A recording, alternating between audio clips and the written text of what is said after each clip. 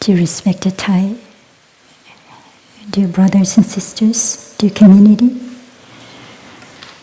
today is Sunday, the 7th of October in the year 2018, and we are in the Assembly of Stars Meditation Hall of the Lower Hamlet. And I think this is our 4th week of the rain retreat.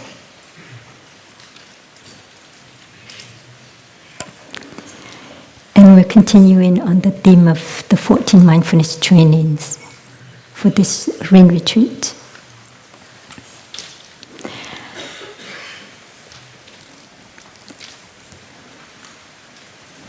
So we've learned the moment we step into Plum Village that we want to cultivate here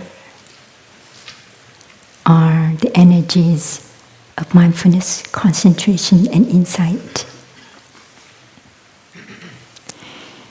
These are energies that are innate in us, and the practices that we do here help us to tap into these energies inside. Because once the energy of mindfulness, concentration, and insight are growing in us, they help us to be truly alive, to savor every moment of our life, to experience deeply, to appreciate deeply the simplicity of life, the beauties around us, that a lot of time we are taking them for granted. And there are these energies that help us to understand deeply who we are, the way we are, why we suffer the way we do, and to transform the suffering that we have.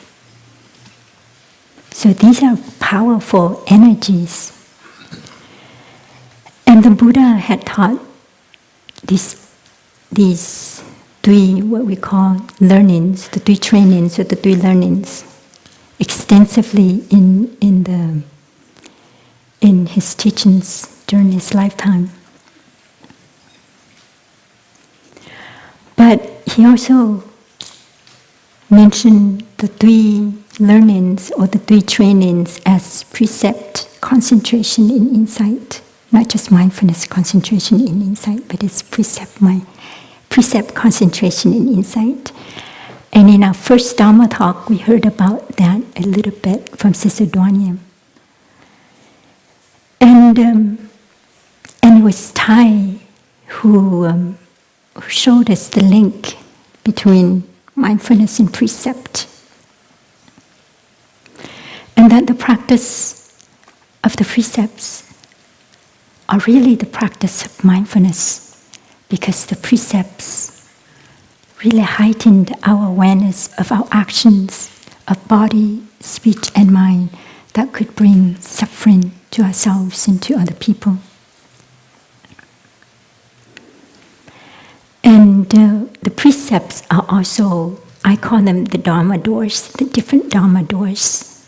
Each one of the precepts is a Dharma door that help us to experience what is happening in the present moment in ourselves. They are like a mirror that help us to see our mind. And so in the lifetime of the Buddha, he devised the precepts for us to practice. And usually he devised these precepts in response to incidents that happened, incidents that the monks and the nuns encountered that could. So incidents that happen that create suffering for oneself and for other people, either now or later.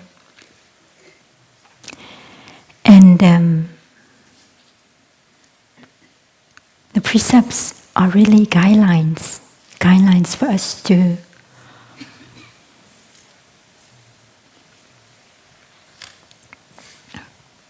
see ourselves, to go into ourselves, to be aware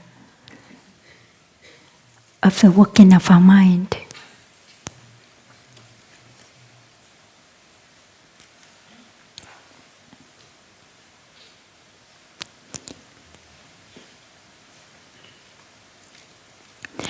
And Thầy had, instead of calling the precepts, Thầy called them the mindfulness trainings. And that's what they are, to train us to be more mindful. And so we have 5 trainings for lay practitioners. We have 250 for fully ordained monks, and we have 348 for fully ordained nuns. And I remember when I was a novice, I was a bit resistant to the trainings, and especially to the idea that nuns have more trainings than the monks. And it was one of the venerables from Vietnam who was teaching us the mindfulness training. He said he was quite serious when he said this. He said, the nuns, the Buddha loves the nuns so much more because he devised 348 mindfulness trainings for the nuns, which means that the nuns have more protections than the monks. And that had really shifted my perspective on this, that we're loved by the Buddha, and that we have more trainings for us to practice, more trainings for us to, more Dharma doors for us, to experience the present moment, to experience and to see ourselves deeply, more protection for us. So it was just a matter of perspective that changed completely my idea about the mindfulness trainings. And so during the war, we have learned that during the war in Vietnam, in the midst of all the atrocity and the suffering and the violence that was happening, Thầy devised the 14 mindfulness trainings for us to practice. And they were also in response to the situation that was happening in Vietnam, but also in the world.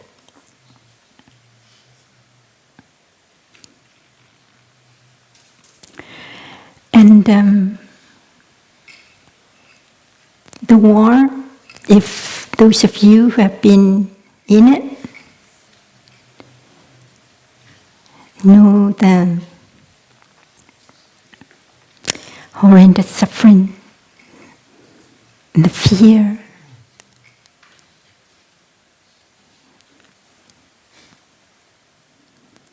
that everyone is feeling, experiencing.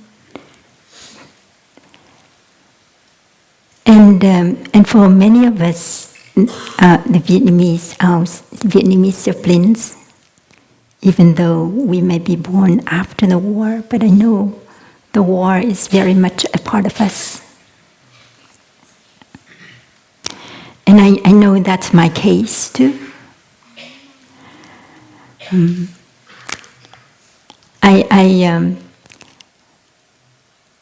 I was born at the end of the war, and I didn't think it had any impact on me. But one time there was a documentation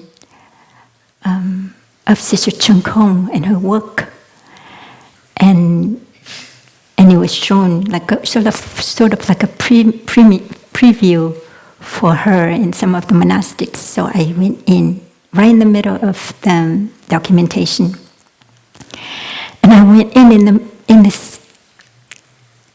a scene where there was like fighting with Sister Chung Kong's voice in the background, but the scene was like this killing and fighting. And in that moment, I felt like a lot of tension and I couldn't even breathe. And I thought, what's going on? So I had to leave the room after 5 minutes. I couldn't bear it anymore. And so I went out and I was really perplexed about it. I thought, what is this happening in me?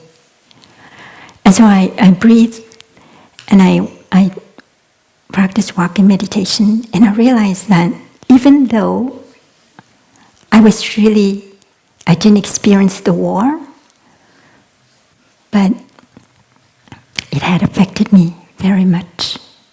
And just the scene of the killing and the fighting in the movie was enough to trigger, all this fear and anxiety that I have. So I know a lot of my siblings have PTSD. It's not just the veterans, Vietnam War veterans that have PTSD. A lot of us have it. We just have to sit and look deeply into ourselves, and we can see the presence of the war there in us. And so the 14 mindfulness trainings came about. They are guidelines to practice in the midst of all this suffering. And so in Vietnamese, we call the 14 mindfulness training Tiếp Hiện. Tiếp Hiện. Tiếp as in the word tiếp xúc, which means to be in touch. To be in touch with the reality of the world, to be in touch with the reality of our body and mind. In other words, to be present to whatever is there. We're not running away from whatever is there. And Thai and the monastic during the war they're not satisfied by sitting in their temple, meditating in the meditation hall. They felt they need to really go out there and really do something to help alleviate the suffering.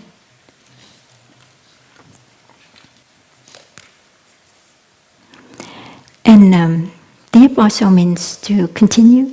Tiếp nối, as in the word tiếp nối. To continue to extend, to continue the work of the Buddha and Bodhisattvas and all our ancestral teachers. To sow seeds of awakening, to sow seeds of love and peace.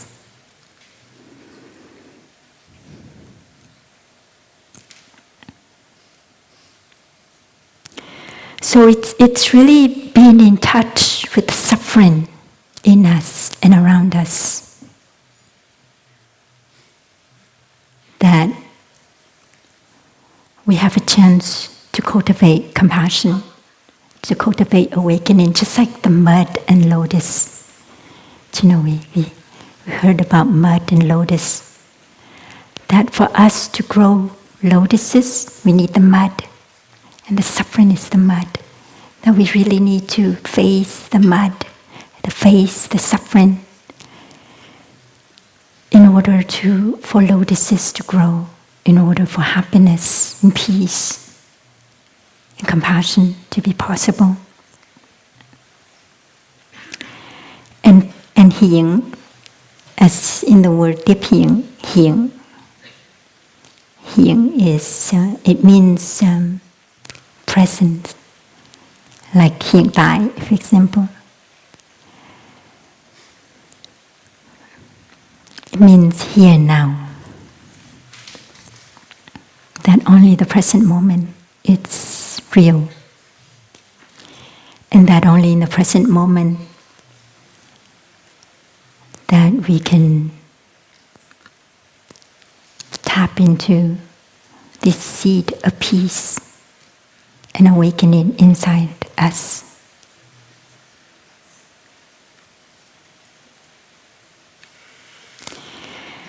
And Hiện also means to realize, as in the word Thực Hiện, to realize.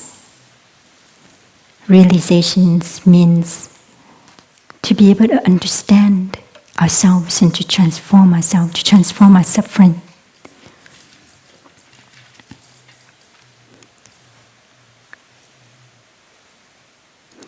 Because when we are transformed, when we have a lot of space inside ourselves, when we have clarity inside ourselves, we have a lot of energy to do something to alleviate the suffering for other people. We know what to do and what not to do to alleviate the suffering. So I'd like to read the first 3 of the 14 mindfulness trainings, because today I will talk about the first, the second, and the third of the 14 mindfulness trainings. So the first mindfulness training is openness. Aware of the suffering created by fanaticism and intolerance, we are determined not to be idolatrous about or bound to any doctrine, theory, or ideology, even Buddhist ones. We're committed to seeing the Buddhist teachings as guiding means that help us develop our understanding and compassion. They're not doctrines to fight, kill, or die for. We understand that fanaticism in its many forms is the result of perceiving things in a dualistic and discriminative manner. We will train ourselves to look deeply at everything with openness and the insight of interbeing in order to transform dogmatism and violence in ourselves and in the world. And the second mindfulness training, non-attachment to views.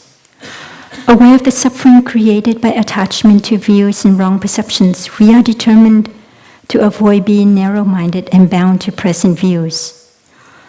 We're committed to learning and practicing non-attachment to views and being open to others' experiences and insights in order to benefit from the collective wisdom. We are aware that the knowledge we presently possess is not changeless, absolute truth. Insight is revealed through the practice of compassionate listening, deep looking, and letting go of notions rather than through accumulation of intellectual knowledge. Truth is found in life, and we will observe life within and around us in every moment, ready to learn throughout our lives. The third mindfulness training, freedom of thought. Aware of the suffering brought about when we impose our views on others, we are determined not to force others, even our children, by any means whatsoever, such as authority, threat, money, propaganda, or indoctrination, to adopt our views. We're committed to respecting the right of others to be different, to choose what to believe and how to decide. We will, however, learn to help others let go of and transform fanaticism and narrowness through loving speech and compassionate dialogue. So we can see that the first 3 of the 14 mindfulness trainings I forgot to mention about. So in English, the 14 mindfulness trainings are called the Order of Interbeing. And I thought, why is it that, it's not a direct translation of Tiếp Hiện, interbeing, because Tiếp Hiện is not really interbeing. Why is there like 2 different names like that? And so I reflected on it, and what I found is that when we truly experience interconnectedness, interbeing, what it helps us is that our heart and our mind are completely open to be in the skin of other people. We can see what's happening to me is happening to other people, and what's happening to other people is actually affecting me a lot. so naturally, the insight of interbeing, when I'm able to experience it deeply, helps me. It helps me to protect. It helps me to do something to help other people. So it's in the same spirit of Tiếp Hiện, coming in touch with the suffering and seeing the connectedness between myself and other people. And it's only through this insight of interconnectedness, of interbeing,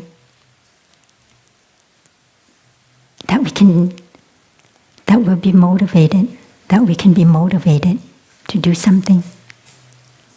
Otherwise, we're just looking after our own interests and our own safety. And so the first three of these three mindfulness trainings talk about the mind. And we know that Buddha taught us that the mind is really the king of our dharmas. We call it Tâm Vương in Vietnamese. Because the mind paints the world. The mind is like a painter that paints our reality. The mind creates our own reality, whether it's a physical reality or whether it's societal, the environment. And it's also called, the first three trainings, the cream of the Buddha's teaching. Because in Buddhism, our ultimate goal is to be free. To free from ideas and views and notions. And so these trainings really address that issues. The issues of attachment, the issue of dogmatism, the issues of fanaticism. So that we can free ourselves. So that we can be free from ideas and notions and perception. And so when we are free, we can experience nirvana right here, right now. We don't need to die to experience nirvana. That nirvana is a place, it's a state of mind. When we are free, Brother Fabio mentioned this, when we are free of ideas and notions, not holding on to, not clinging, we can let go. And so that's the cream of the Buddha's teaching. You know, all the things that we're doing in Plum Village, all the practices that we do, whether it's breathing or walking, yes, they help us to have peace now. They help us to calm our body, to calm our mind, but ultimately it's to help us to let go of our ideas and notions, to help us to see where we get stuck and blocked, so that we can let go and be free.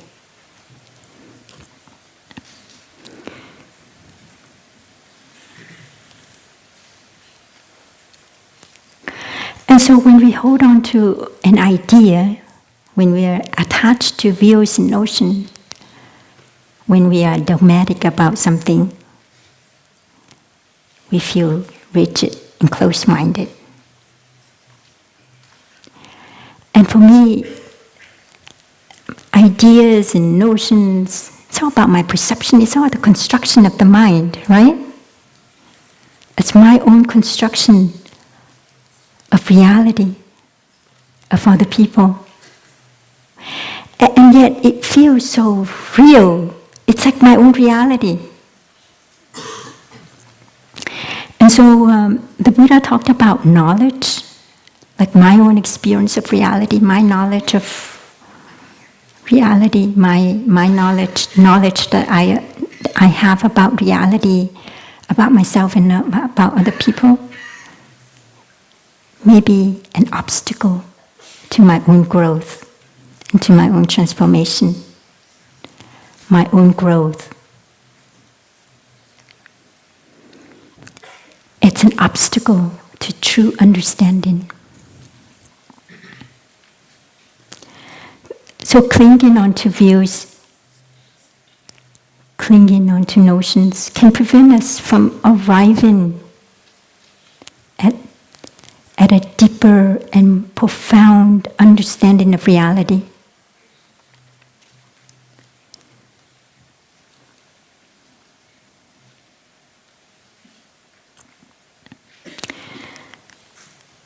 And there's a sutra that Thầy always talked about when he talked about these first 3 trainings.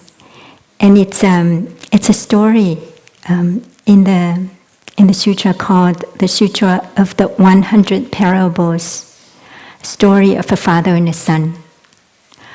So the father is a merchant, and he was living with his son. And one time he went on a business trip. And during that time, the robbers had come to the village and stole everything, and they burned down the village and they killed people. And when he came home, he found a dead body next to his house. And he thought that was his son that was killed. And so he suffered a lot, and he cremated the body of his son and put ash in a bag, and he took it with him wherever he went, and he lamented over the death of his son. He suffered a lot. And one time, his son, he was not actually killed. He was kidnapped by these robbers. And he managed to escape. And he went back home. He found his way back. In the middle of the night, he knocked at the house that his dad had rebuilt. And he knocked, but his dad, who was inside and crying and suffering from the death of his son, refused to open the door. He thought it was someone playing a prank on him. And so out of desperation, he left his dad, and his dad lost him forever.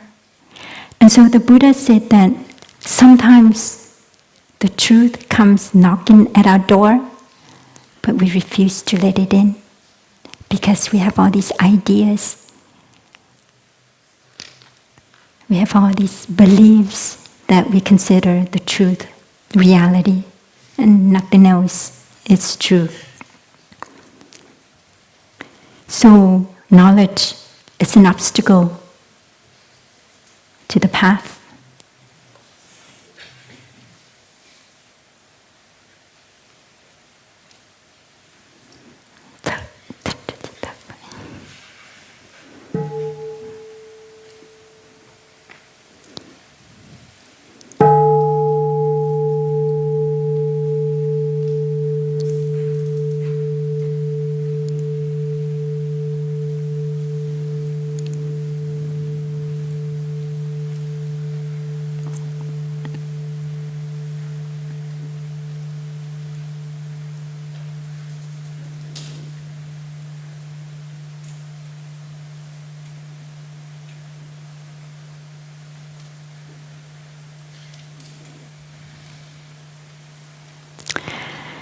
And my question, every time I hear this teaching, was, how do I know I'm stuck in my ideas and perception? How do I know I'm attached to notions and ideas and perception? Because I realize that if I know this is a perception, it's no longer a perception. And if I know I'm caught in a perception or an idea and notion, I can let go so easily. It's just that I don't know that I'm caught in an idea or notion or perception. And I see that in people around me. Sometimes they're so stuck, and yet they don't see they're stuck. Sometimes their ideas and views are so narrow like this, but they don't see that. And that's the difficult thing about perception and belief systems that we have. So how do I practice? How do you practice to recognize that you're attached to views and notions, ideas and perception?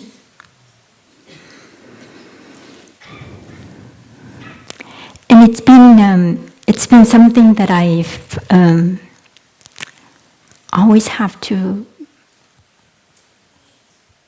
sort of warn myself, caution myself about it, about whether I am stuck in ideas and views and perception, because I know the suffering that I would experience if I'm stuck. I'm attached to a perception, to an idea, to a notion. So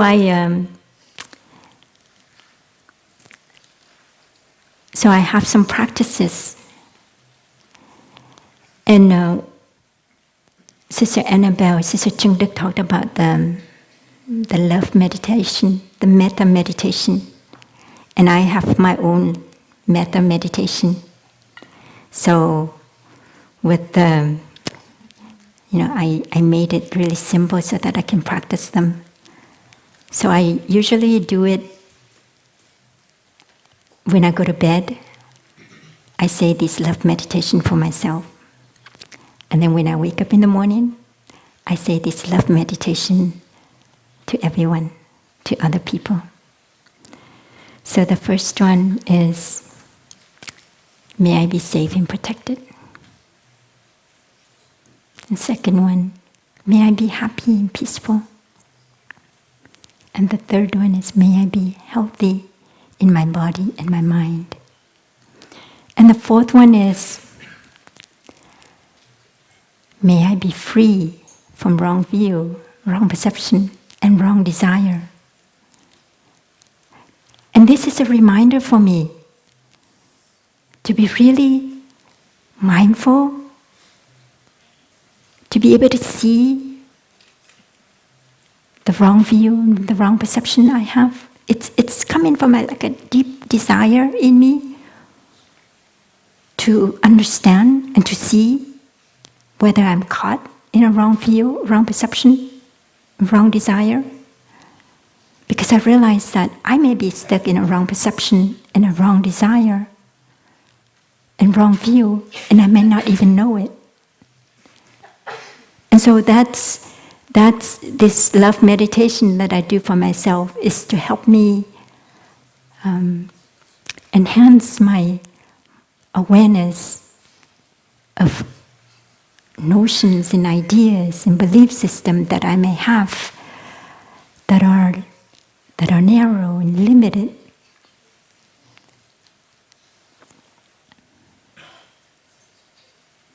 But it also comes from this deep desire to understand and to know where I am right now.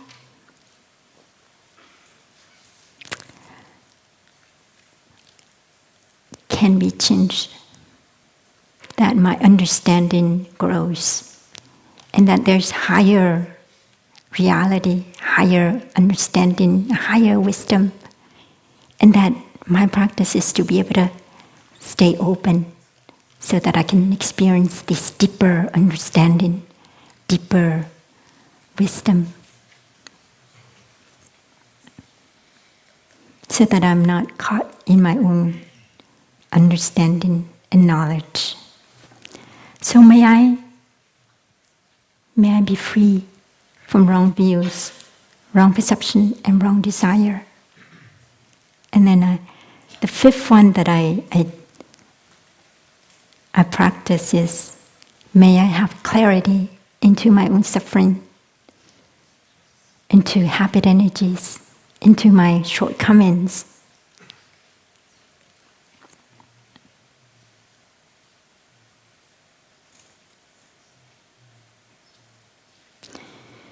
That also from that desire to understand, that desire to not get caught in my narrow view and my belief system, to be free from my conditioning.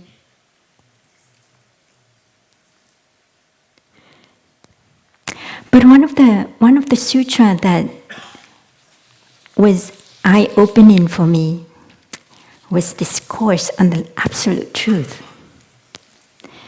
And it's a sutra in the Sutta Nipata 4.5. And I really like this discourse, and it's something that I read often to myself, because they're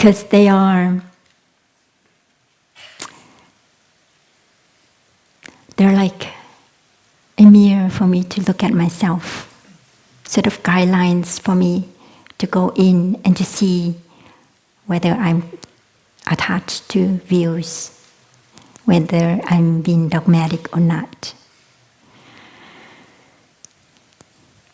He who still abides by a dogmatic view, considering it as the highest in the world, thinking this is the most excellent, and disparaging other views as inferior, is still considered not to be free from disputes.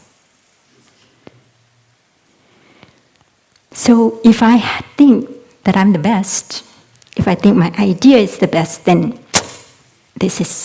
I'm caught. This may be a dogmatic view. And so that's a bell of mindfulness for me, because I know that's the tendency I have, to think that the idea I have is right. So this helps me. It's like a light that bringing the light into my mind to see, yes, I'm being caught in a dogmatic view. When seeing, hearing, or sensing something and considering it as the only thing that can bring comfort and advantage to self, one is always inclined to get caught in it and rule out everything else as inferior. That sounds familiar, isn't it? What we see, what we hear, what we sense, we consider that they are the only thing that can bring us comfort. And it's a bell of mindfulness for me, because I see that sometimes our thinking, our belief system, our notion and idea could be a comfort zone for us. We all have need for material comfort and emotional comfort. And sometimes this comfort can be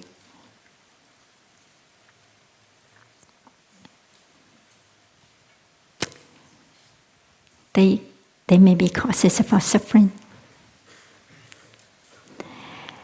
And finding comfort in our ideas and notions and knowledge is another thing that sometimes we get stuck in and we don't even know.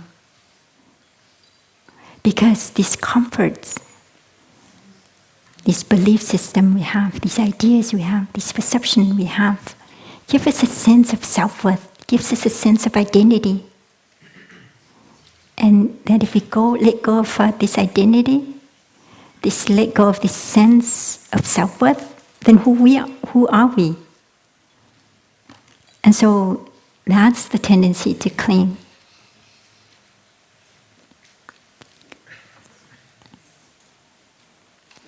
Caught in one's view and considering all other views as inferior, this attitude is considered by the wise as bondage, as the absence of freedom. A good practitioner is never too quick to believe what is seen, heard, and sensed, including rules and rites. So, the question that we have to ask ourselves, as Thầy always reminded us, is, are you sure? Am I sure? Am I sure of my perception? Am I sure of what I heard? What I've seen? What I sensed? And now that it's the season for us to do Shining Light, we're beginning the Shining Light session in the New Hamlet. I think this is really relevant to ask, am I sure about my perception? Am I sure about what I've seen, what I've heard? So that we can come to, so that we can let go of our ideas and our perception, so that we wouldn't shine too strongly on our sisters, because what we see and what we hear could be just our perception. A good practitioner abandons the notion of self and the tendency to cling to views. He is free and does not depend on anything, even on knowledge. He does not take sides in controversies and does not hold onto any view or dogma.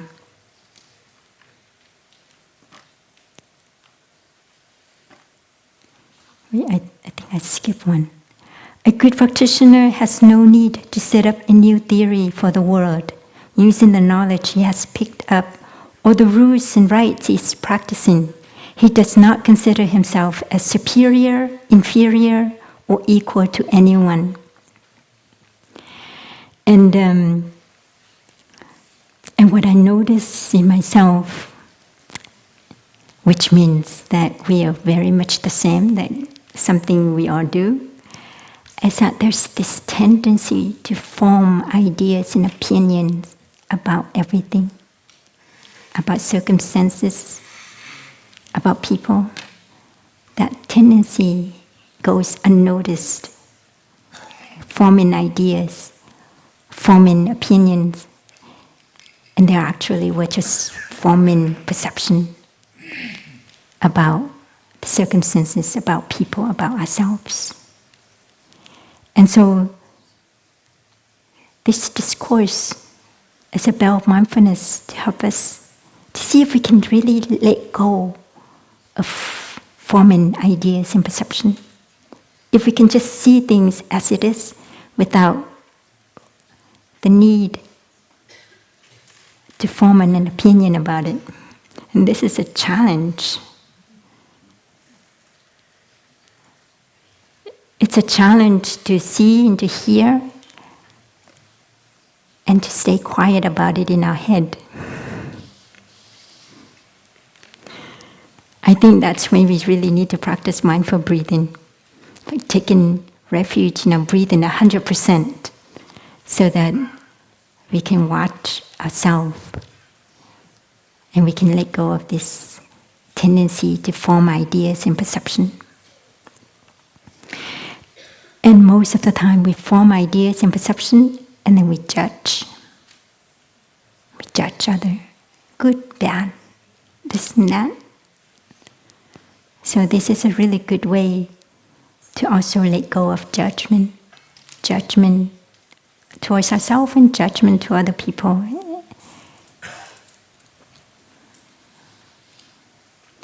He does not seek for anything or cling to anything, either this extreme or the other extreme, either in this world or in the other world.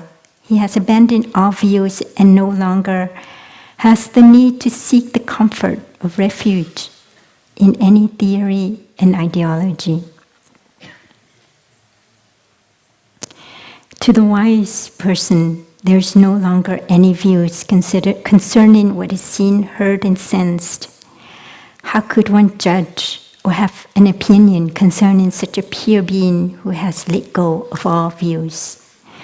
So when we are able to let go of our views, when we let go of clinging and forming these ideas and perceptions, then we're not caught in this extreme or the other extreme. We're practicing the middle way, which is being truly present and not attached to any ideas and notions. And this is when we can experience nirvana here and now.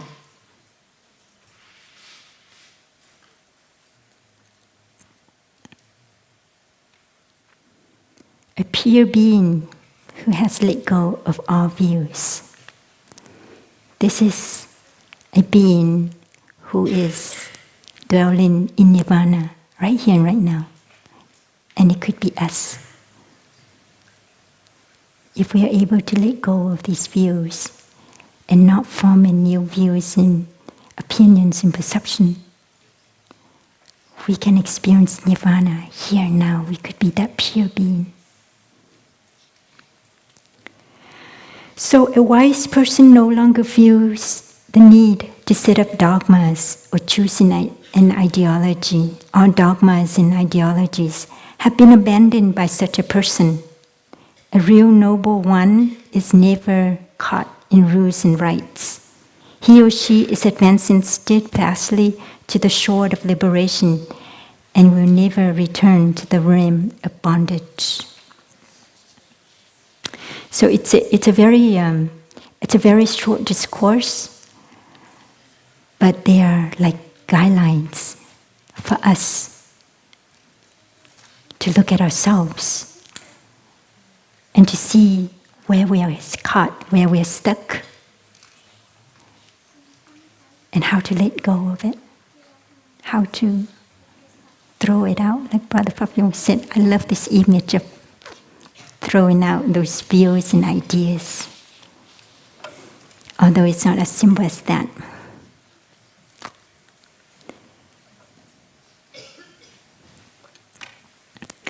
But what I also found, for me to see where I'm stuck is the practice of deep listening and loving speech, and especially deep listening, because I notice that sometimes when I'm listening to other people, I'm not really listening deeply. I'm not really there. I'm in my head forming new ideas and ways to respond to what is said. And I'm pretending I'm listening, but I'm not really listening. And even though I'm not intentionally pretending not to listen, it's just, I guess that's how our mind works, right? It's not that we intend to pretend that we're listening. It's just that's how our mind works automatically. It's habitual. So mindfulness helps us to be able to really stay present and to hear deeply without forming ideas and opinions in our head, so that we can really hear between the lines. And we can hear so much more. When we can hear without forming ideas and not preparing how to respond, then we can actually hear what is not said.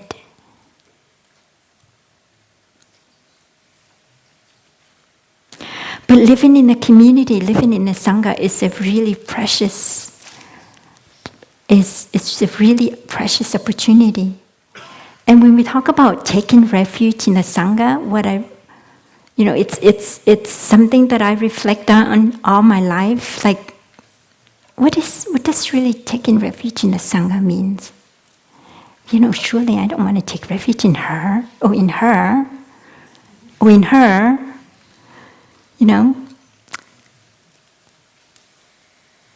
Because sometimes I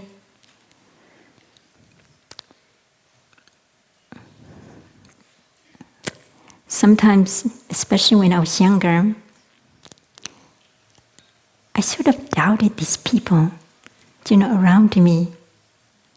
I doubted their love, and I doubted their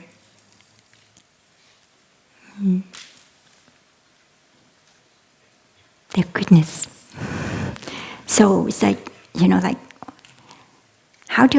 what does it really mean by taking refuge? I don't want to take refuge in these people around me like this. And what I realized was that the Sangha, even though they're not perfect like these people, like my sister, they're not perfect. They have a lot of flaws, just like I do have a lot of flaws. But they're there and they have this deep desire to practice. And that's what I need to take refuge in. It's just their presence, their practicing, creates an environment for me to practice. And that's what I'm taking refuge in. I'm not taking refuge in her or in her. I'm taking refuge in the collective energy of practice that everyone here is creating and generating. And that this is a really good environment for me to be in, to be motivated to practice. And everyone is really a reminder for me to come back to my practice. Each one of them is like a bell of mindfulness for me, to help me come back to myself, come back to the practice. Because I'm not always very disciplined. I cannot always do it myself, and I needed the presence of everyone else to help me, to remind me to come back to myself. But what I also realized is that the presence of the Sangha has really helped me to see where I am stuck, where I am blocked, where I tend to cling and attached.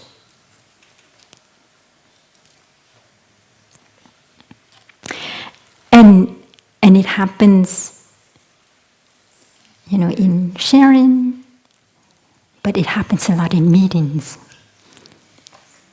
That's when I have a lot of opportunity to see whether I'm stuck or not, where I am clinging onto my views or not. And so here's my rule of thumb. I look inside myself, and if I see in my interaction with my sister or in meetings or whatever, if my heart is constricted and tight, then I know I'm attached to an idea. I'm attached. I'm stuck in a perception. I'm stuck in my belief system. So if I feel constricted, if I feel blocked in here, if I feel discomfort inside, then I know that's where I need to face, and that's what I need to look into, because I am probably stuck and clinging to my views, in my perception, in my ideas. So the presence of the Sangha helps enormously, because they're there constantly and they're challenging my ideas and my perception all the time. And every time it happens, it's an opportunity for me to see where I am right now. Whether I'm rigid, I'm holding, or whether I'm just opening and letting it happen, letting it, accepting whatever ideas that's coming from other people.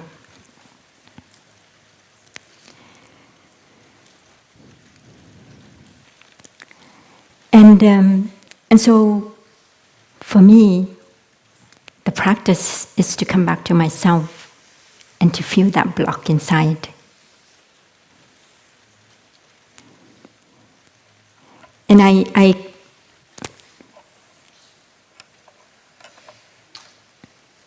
I do it when I'm in sitting meditation.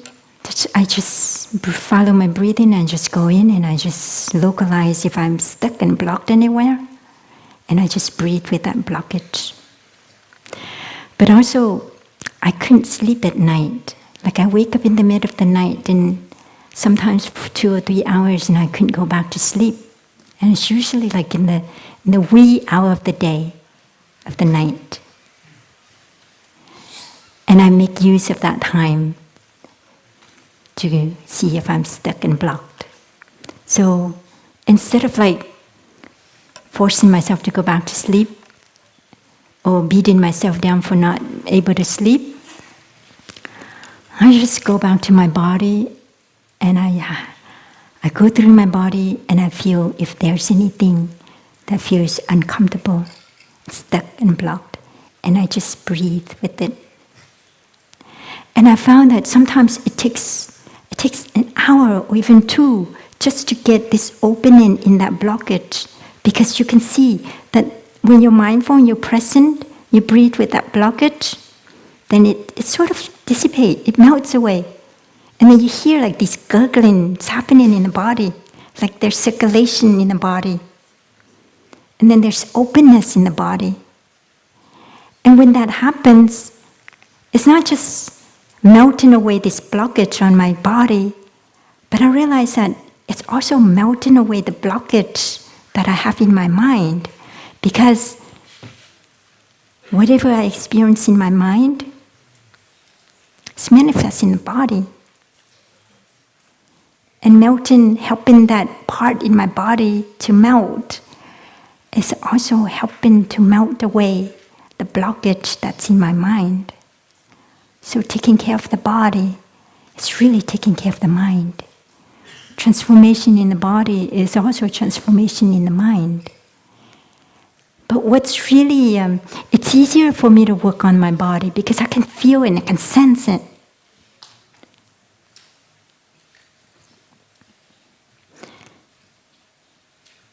And one phenomena that I realize that's happening inside, and I see it happening around me, is what I call spiritual bypassing. It's the way we think.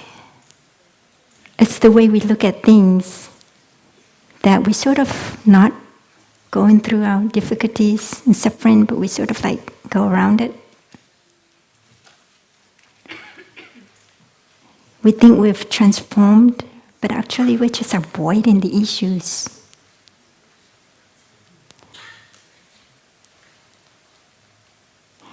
And I realize one of the practices, it's a very precious practice, but if we can get stuck in it, and we can make use of it to bypass the difficulties and suffering we have. It's called changing CDs. You heard of it? Changing pegs. That means that when we have like this enormous suffering that's manifesting, and we don't have the clarity and the mindfulness energy and the strength in order to embrace it, because it would be just too overwhelming for us. It could be devastating to face that suffering that's unfolding inside. And so the Buddha taught this practice so that we can go, instead of looking at this enormous suffering that's manifesting or that's threatened to come up, we can practice walking, coming in touch with the beauties around us, the trees, the good qualities, the positive things, so that we can have enough strength, enough clarity in order to go back and face this blocked or this suffering. Well, some of us have used it to bypass this suffering, that we just do this all the time. And the suffering stays the same, because we never really face it. We really never go into it.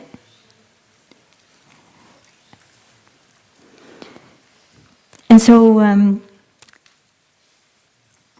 the practice is, maybe at the beginning we need this practice of changing CDs, but eventually we need to really go inside. We need to really feel the rawness of that suffering, the discomfort feeling and energy and the pain of that suffering. We need to really face it head on.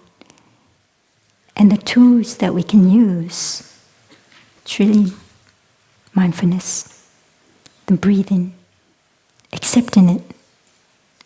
There's no need to struggle anymore. There's no need to run away.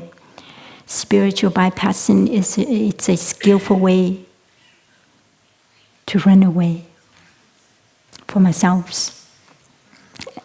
So we need to go in.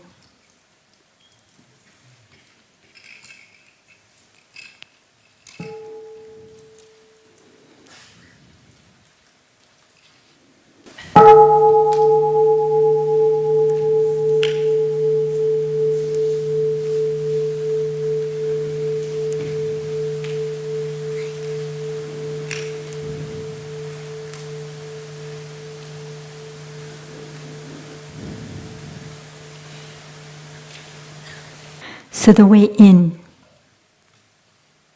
is the only way in order to transform, in order to understand, in order to heal ourselves.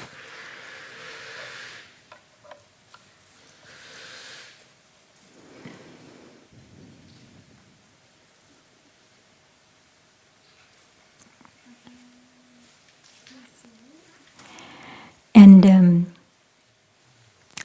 the practice of interbeing, the practice of non-self,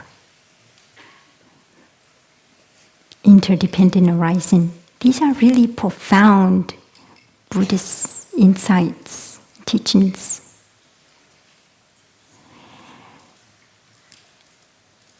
But they are something we can experience and we can practice in our daily life. They're not something beyond our reach. And when we are able to have this insight of interconnectedness, of interbeing,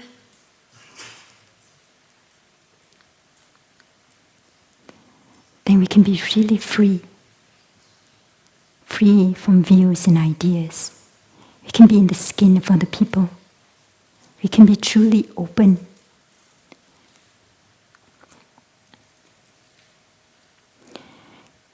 And that's when we can really transform the discrimination we have inside our head. And these teachings can be practiced and can be experienced when we're eating. Isn't that something, it's like something mundane as eating, that we can experience these really profound teachings. Or when we are urinating or defecating, or when we breathe, when we touch the earth, these are all practices that can help us cultivate the insight of interbeing, of no self. And this is when we are able to have this experience, this insight, that we can truly transform ideas and notions of separateness. We can really transform clinging and attachment.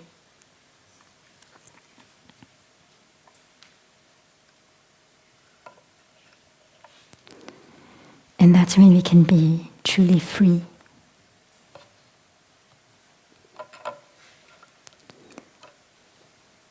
So may you be free.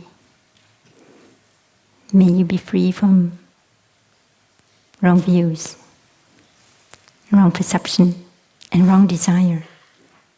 And may you have clarity into your suffering, into yourself, into your shortcomings and your weaknesses, so that you can be an instrument to alleviate the suffering in the world, in yourself, in your family, in your society,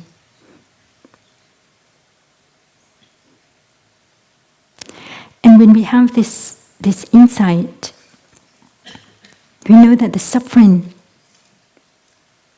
that's happening on the other side of the globe, through war, through human cruelty, they're not just of these people over there, but they are ours too. They are our suffering as well. Even if this suffering had happened 20 years ago, 30 years ago, 40 years ago, that we can do something right now, in this breath, in this step, in order to have change, in order to bring peace to the people that had died. And this is, we're not just practicing this for ourselves. And so, with the insight of interbeing, we know that our practice today is not just for ourselves, that we're doing it for those people who had suffered and who are suffering right now.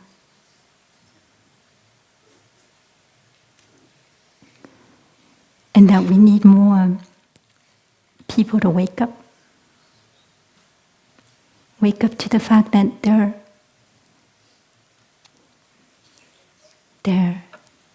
clinging, so that they can let go. It's only when they can let go that they can be happy and can be free. So when we are able to let go, we can be happy and free. And with our own transformation, we can help other people to see that they're clinging, so that they can let go, they can be happy and they can be free. So our own awakening is helping others to wake up as well. So thank you for listening. Thank you for practicing to wake up for yourself and for humanity.